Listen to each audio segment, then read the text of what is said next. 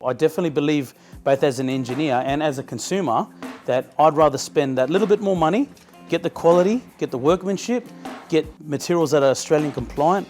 If you buy cheap, it will cost you double inevitably, because you do have to go through the entire process all over again, and you would be doing it with a better system after you've learnt the first time.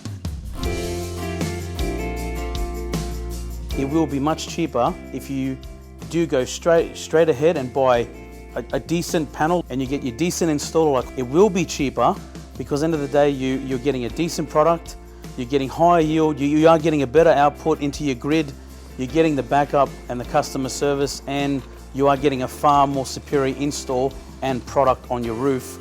And it's an investment at the end of the day, and it does add value to your home. Getting a cheaper install done, and either leaky roofs, again, leaky roofs are a big thing. Using a cheaper panel just don't live up to the expectations and our harsh conditions. Quite often, and having seen products after 7-8 years, the deterioration on the glass or the frame, and it could only be 5 to 7 years old. But end of the day, it will cost you double because you have to reinstall a whole new system and you go through the entire building process all over again. Well, end of the day, you're investing, thousands of dollars.